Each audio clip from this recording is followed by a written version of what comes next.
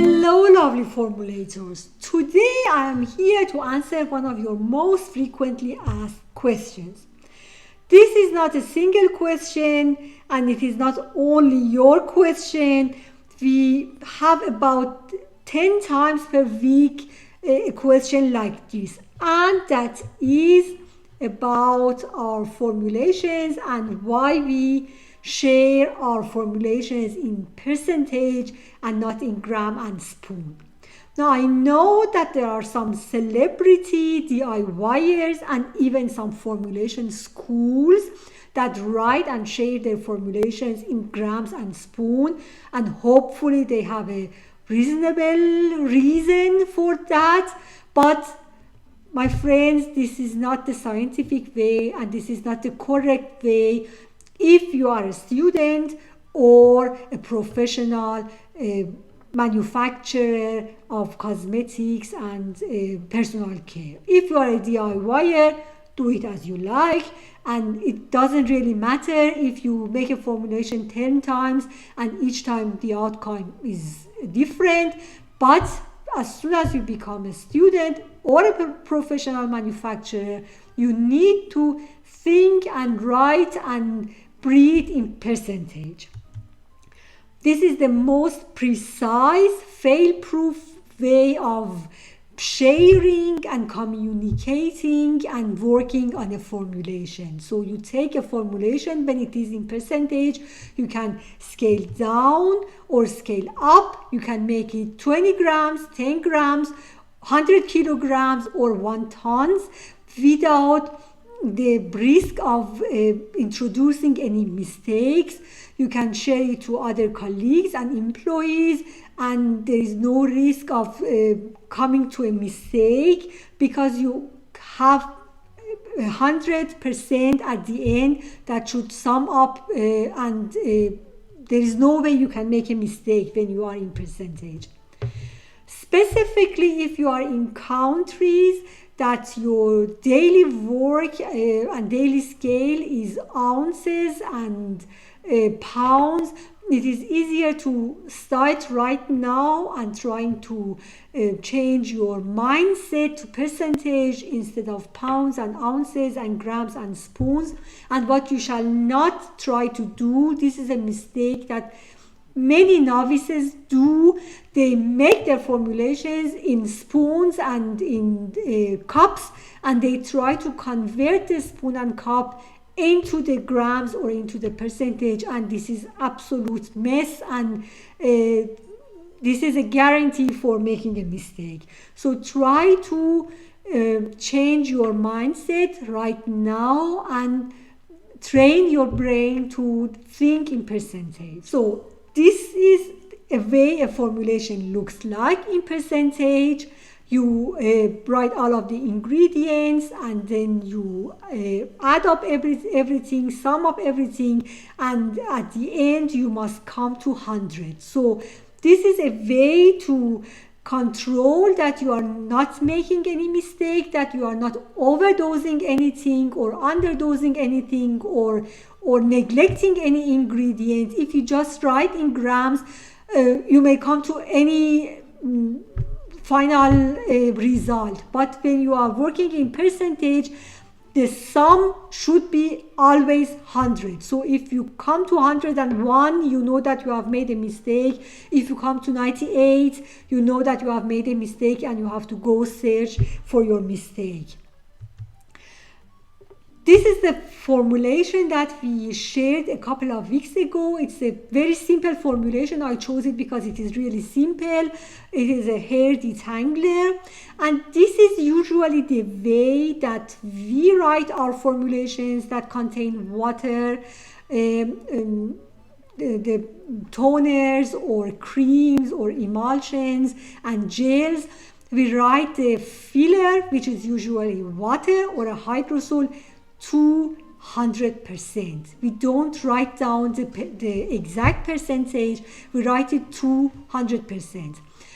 It means that when you add up all of the other ingredients and deduct them from 100, you get the percentage of the filler, which in this case is 83.3.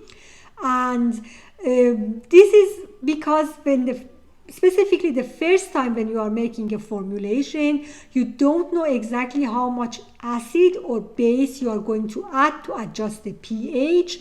So you add up everything to 100%, and for the second and third and fourth and fifth trial, when you know how much acid or base you need, you will add it to the formulation and then adjust the amount of the filler, which is usually a water or a hydrosol.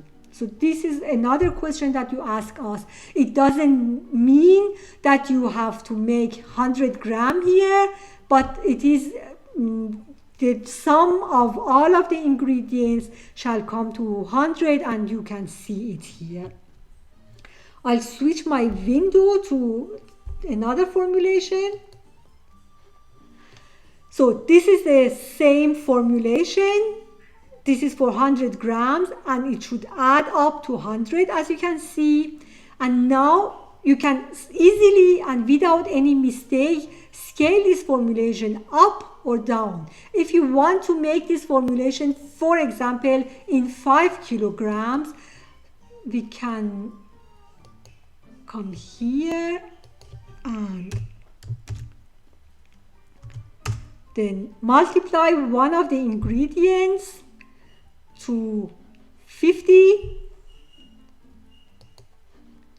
Oh, sorry, that was my mistake. So this is the amount of the hydrosol or the filler that you need for 5 kilograms, and it is in grams. So it is 4 kilograms, 165 grams if you want to make this formulation in 5 kilograms. Then you will drag this to the end and you have the amount that you need for each of these ingredients when you want to make this formulation in 5 kilograms.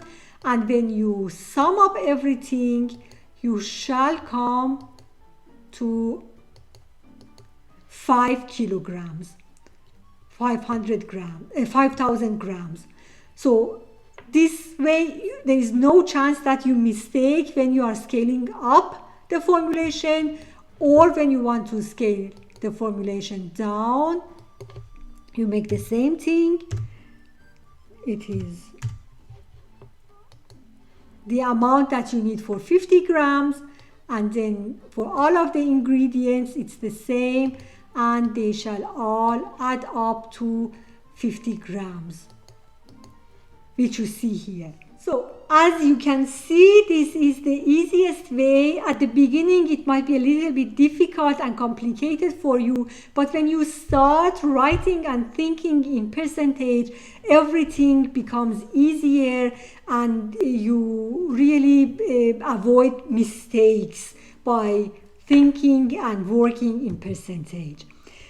At the end, you can have your formulations old-fashioned if you are like me in paper and pen, or you can have them electronic in Excel or another software. But what you need is practically these two columns are the most important ones, the percentage and the gram of your formulation. You can write down the number of formulation, the batch number, the manufacturing data, whatever you want. If you want to go slightly into GMP, and specifically when you are working on a formulation for the first time, it makes sense when you mention the INCI name, the common name that you are working with the ingredient, the commercial name, because every supplier has another name for the same product, so it avoids mistakes. You can write down the name of the supplier, Skin Chakra for example, and even the batch number of the ingredient, or you can even write down the expiry date or other information. You can add or deduct any of these information if you want. It makes your work very reliable, and we come to the GMP by using these information, but these two are the least that you need for every formulation. I hope I could answer your question, and I hope you start right now going to rewriting your formulations and rethinking your formulations in percentage. And if you have more questions, shoot them to me and I'll try to answer them in another video. Have a nice day.